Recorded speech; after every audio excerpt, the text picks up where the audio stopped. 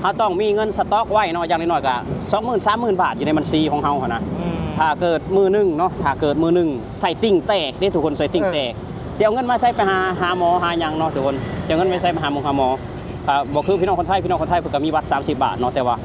เฮานี่ต้องสต็อกไว้เลยคือบ่ต้นต้องสต็อกไว้เลยบ่ต้นกับแฟนบ่ต้นนี่อย่างน้อยๆต้อง40,000 50,000 60,000เนาะทุกคนถ้าว่าบ่ต้นมีเงิน 20,000นี่บ่ต้นนอนบ่รับทุกคนสวัสดีครับพ่อแม่พี่น้อง FC ไทยลาวเมื่อสุขคนมาพบมาพอกับบ่ต้นอีกแล้วทุกคนเนาะมื้อนี้เป็นวันที่20มีนาคมปีพศ2568มื้อนี้บ่ต้นก็หลังจากเลิกงานแล้วทุกคนตอนนี้ก็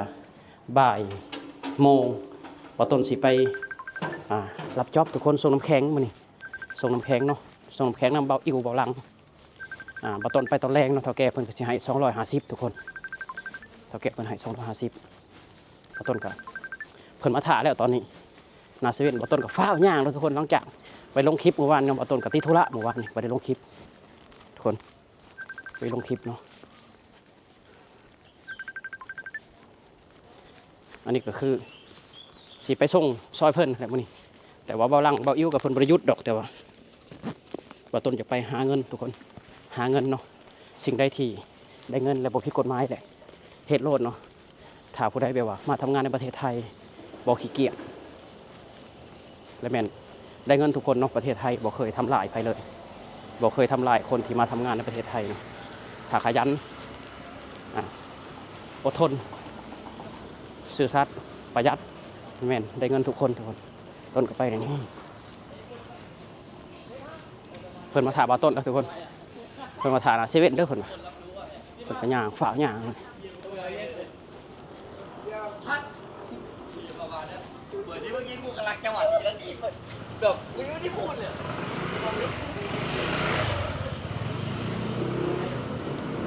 เพิ่นว่าเขาจอดถ่านนะเซเว่นกดเนาะมื้อนี้ก็อากาศอยู่ทางนนทบุรีบ้านบ่ต้นก็อากาศครึมๆนิดนึงเด้อทุกคนอากาศครึมๆเนาะคือฝนสิตกแต่ว่าบ่ตกเนาะทางบ้านพี่บ้านนอกอากาศเป็นยังไงบ่ว่าทางภาคเหนือภาคใต้ภาค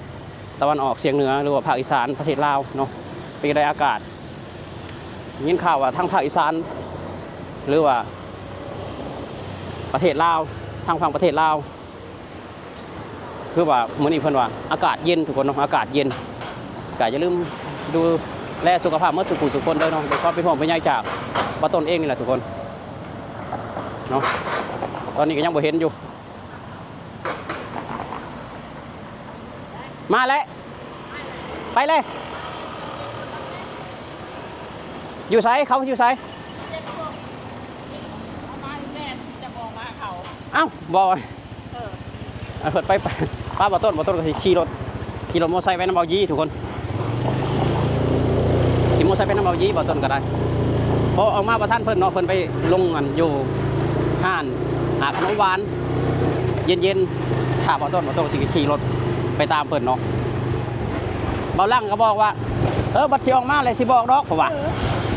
บัดออกมาฮอดแล้วยังบอกบ่ต้นว่ามาเด้อว่ะเดี๋ยวสื่อสารกับผิดพลาดทุกคนสื่อสารกับผิดพลาดเนาะเบาลั่งบ่ได้เรื่องเลยเบาลั่งว่าเบาลั่งแน่ใจสงสัยบ่แน่ใจเลยล่ะ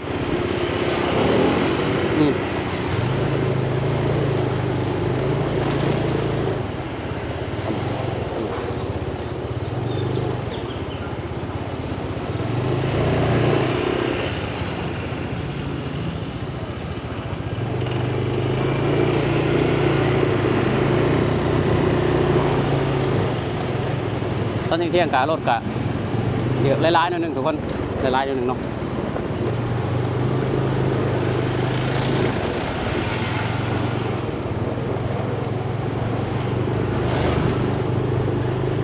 ไปหาเงินทุกคนพอได้ซื้อสูบรถน้ำปลาเนาะ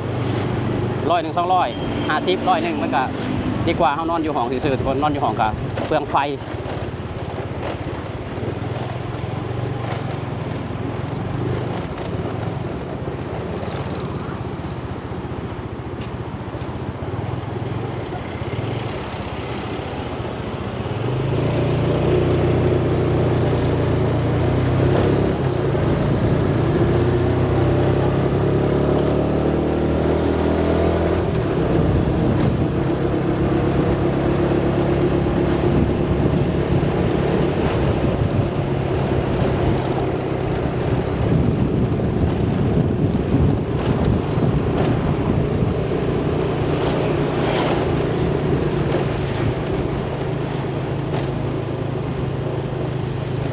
เห็นแต่ท้ายรถ4 ล้อซึ่งเพิ่นจอดลงร้านนั้นขนมหวานเย็นๆอยู่เนาะ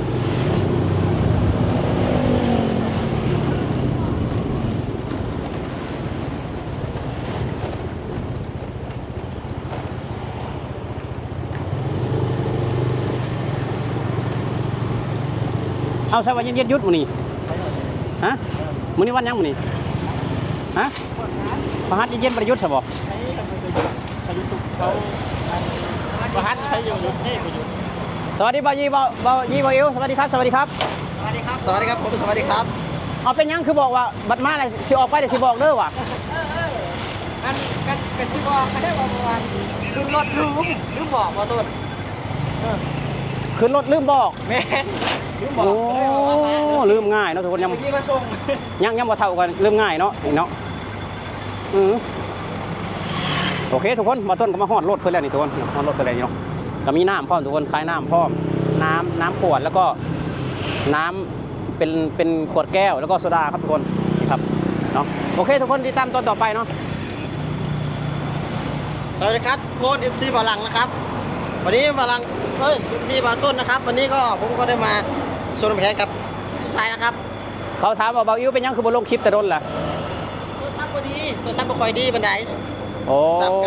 โทรศัพท์เก่า โทรศัพท์เก่าเนาะทุกคน แม่น ถ้าว่า ดี ถ้าว่าจะเฮ็ด YouTube ก็ต้อง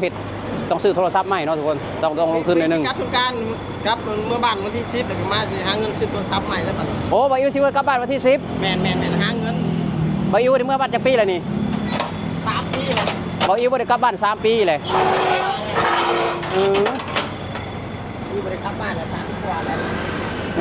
เอาโอเคทุกคนเนาะไปเจอกันอยู่ที่โรงงานน้ำแข็งครับทุกคนเรามาฮอนนั่งอยู่ท้ายรถกระบะล่างเลยนี่ทุกคน แมนสวัสดีครับผมเอฟซีบาต้นวันสุขุมทุกคนสวัสดีครับ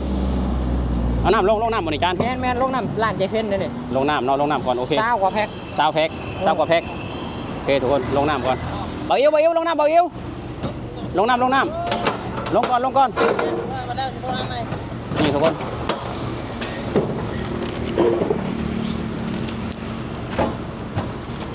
วางอยู่แล้วโทรหาใหม่ ทุกคนลงน้ำอ้าว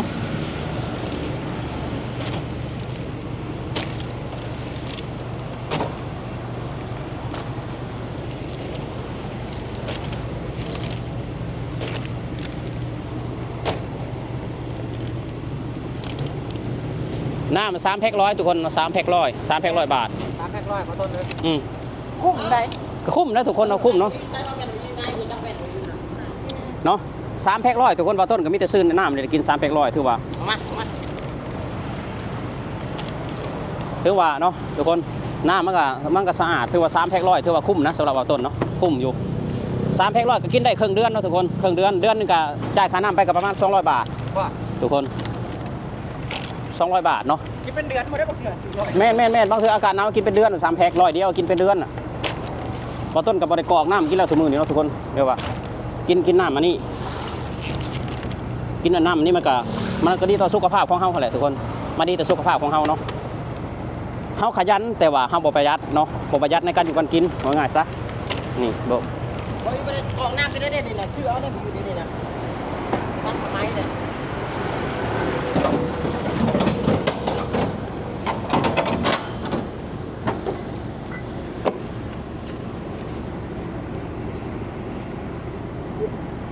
เรียบร้อยครับผม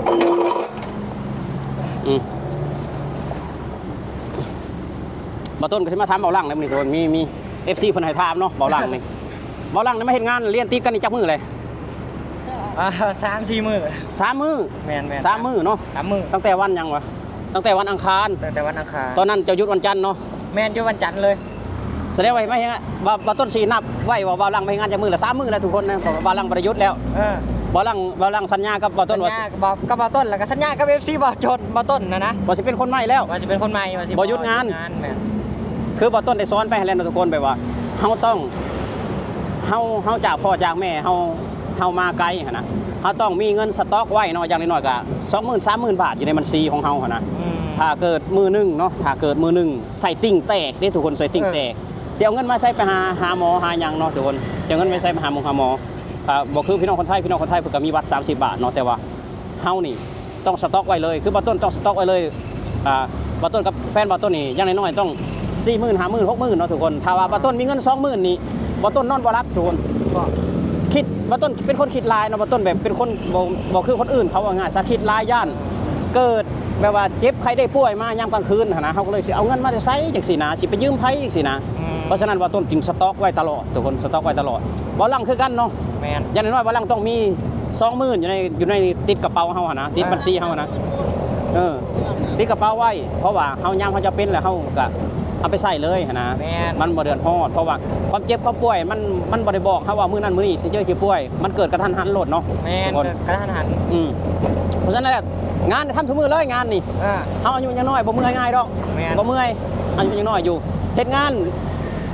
ตอนเช้าตอนแรงก็เลิกแหละนอนกลางคืนก็มีแห้งแหละมื้ออื่นก็สู้งานต่ออีกนะแม่นเพราะว่าคนไทยนี่เพิ่นมักคนที่ขยันทุกคนมักคนที่ขยันคนขยันไม่มีวันอดตายเนาะทุกคนคนขยันถึงว่าเฮาสิบ่รวยแต่ว่าชีวิตเฮาดีขึ้นแน่นอนถ้าว่าเฮาขยันนะนี่คนโอ้ยรถ6 ล้อรถ4 ล้อใหญ่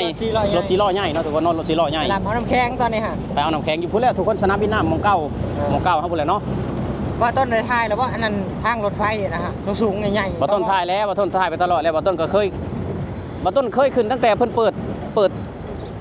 ดปีที่แล้วนะเพิ่นเปิดเนาะเปิดให้ขึ้นฟรีนะรถสายสีชมพูว่าง่ายๆซะแต่กี้ว่าต้นก็ได้นั่งฟรีแล้วว่าต้นก็นั่งฟรีแล้วแต่ตอนนี้บ่ฮู้ว่าราคาจักบาทเนาะราคาตามระยะทางบ่แต่กี้ตลอดสาย20 บาทเนาะทุกคนตลอดสาย20 บาทแต่เพิ่นก็ปรับขึ้นราคาขึ้นมาอีกแต่ตอนนี้นะรัฐบาลเพิ่นมีนโยบายว่าสิเฮ็ดให้รถไฟฟ้านี่20 บาททุกสายเนาะทุกคนทุกสีเนาะก็ต้นก็ขอบคุณรัฐบาลไทยเนาะที่เพิ่นปรับราคาให้20 บาทก็สะดวกสบายในการเดินทางเพราะว่าต้นก็คนนึงเนาะที่เป็นลูกค้าประจำเลยแหละกับรถไฟฟ้าเนาะต้นมักนั่งรถไฟฟ้าว่าง่ายซะมันสะดวกสบายมันสะดวกสบายมันแอร์เย็นสะดวกสบายรถบ่ติดเนาะอีกนึงก็บ้านต้นบ่มีรถไฟแบบนี้เนาะต้นก็เลยแบบว่าต้นบ่ตรงข้ามอีกแล้วบ้านนี่บ้านเฮาบ่มีเพราะไงที่ว่ามนุษย์ทำเพิ่นน้องมาเว้าว่าบ้านประเทศไทยน่ะมีคือบ้านกูบ่ว่าฉันเพิ่นน้องมาเว้าใน Facebook ใน YouTube จังซี่ก็หลายได้บ้านมนุษย์ทำนะมีแต่เกวียนเนาะทุกคนมีแต่เกวียนกับล้อรถไฟจะเราเคยเห็นหรือบ่เนาะแต่ว่าต้นเป็นคนรุ่นใหม่ว่าต้นก็ยังบ่เคยไปขึ้นเนาะจากเวียงจันทร์ไปหลวงพระบางว่าต้นบ่เคยไปอ่ะแต่ขนาดเวียงจันทร์เป็นคนลาวแท้ๆแม่นแต่ขนาดเวียงจันทร์ต้นก็ยังไปตั้งแต่10 กว่าปีที่แล้วเนาะเวียงจันทร์เนาะแต่ตอนนี้ว่าบ่ฮู้ว่าเจริญไปฮอดไสแล้วว่าต้นก็ยังบ่ได้เคยได้ไปแต่ประเทศไทยนี่บ่แม่นว่าประเทศเจ้าของเฮาก็ยังได้ขึ้นประเทศไทยบ่แม่นประเทศเจ้าของแต่บ่ต้นฮู้จักทุกซอกทุกซอยนะรถสียังบ่ต้นก็ได้นั่งมื้อละรถไฟฟ้ารถไฟรอพทบ่ต้นก็ขี่มาแล้วทุกคนขี่มาแล้วบ่ต้นไปหลายจังหวัดแล้วทุกคนเนาะเห็นหลายแล้วกว่าบ้านเจ้าของอีกเพราะว่าบ่ต้นก็มาอาศัยทำมาหากินในประเทศไทยเนาะมาอาศัยเพิ่งบุญบารมีของประเทศไทยหาอยู่หากินหาเลี้ยงครอบครัวเนาะทุกคนมีเฮือนมีเงินเก็บย้อนประเทศไทยชีวิตบ่ต้นก็ถือว่าถ้าว่าบ่ต้นอยู่บ้านตอนนี้บ่ต้นให้เท่ากว่านี้ทุกคนเท่ากว่านี้แน่นอนเท่าไรเพราะบ้านเฮามันถูกอาหารกันตากแดดตากในกี่พกกี่พุ่นมีหมดนมนี่นะนมกล่องนี่นะบ่ต้นบ่ฮู้ว่าเดือนนึงสิได้กินบ่กล่องนึงเนาะอยู่บ้านเนาะทุกคนเนาะเพราะว่าหยังมันบ่มีขายบ่แม่นมันบ่มีเงินซื้อถ้าว่ามันแพงบ่มันก็บ่ได้แพงเนาะแต่ว่าเฮามีเงินเล็กๆน้อยๆเฮาก็ไว้ซื้ออย่างอื่นนะนมก็คือว่าเป็นอาหารเสริมก็เลยบ่ได้ซื้อเนาะใครคืออยู่ประเทศไทยก็กินเกือบทุกมื้อแล้วทุกคนนมกินเกือบทุกมื้อบางคนได้ลูกได้เต้ามาจังซี่นะบ่ต้นนะพ่อแม่แบบบ่ได้ไปหาเงินหรือว่าอยู่บ้านจังซี่ได้หาเงินได้ใช้ลูกอยากกินขนมก็ได้เฮ็ดแต่ลูกผู้อื่นกินจังซี่สงสารลูกได้สำหรับบ่หลังเคยเห็นแม่บ่หลังแต่บ่หลังสมัยบ่หลังยังน้อยกับน้องจังซี่นะลูกอยากกินขนมก็ได้ล่ะพ่อแม่บ่มีเนาะบ่มีเงินซื้อให้โอ้แน่นอนแหละปากหมู่แล้วแน่นอนแหละลูกเพิ่นกินขนมก็ได้แต่ตอนบ่ต้นยังน้อยแฮงคักเนาะตอนบ่ต้นยังอายุประมาณ 6-7 ขวบมาขนมนะลูกอมนะฮ้อนหรือว่าไดนาไมต์ก้อนนึงนะฮัก4 ครึ่ง4 คนแบ่งกันก้อนเดียว ก้อนเดียวแบ่งกันสี่เอาปากกันแล้วก็ บ่ได้ใหญ่ได้ ก้อนบ่ได้ใหญ่แต่ว่า มือ มันบ่มีแต่กี้น่ะมันบ่มีคือแบบนี้ แบ่งกันกินทุกคนก้อนหนึงน่ะแบ่งกันครึ่งๆถ้าสิกินผู้เดียวคนอื่นได้สั่นแน่เบิ่งหน้าอยู่ผู้อื่นเขาก็ยากคือกัน ก็ต้องชานหมูได้บัดนี้เนาะ ก็เลยแบ่งครึ่งแล้วก็แบ่งครึ่งอีกเป็น4 จี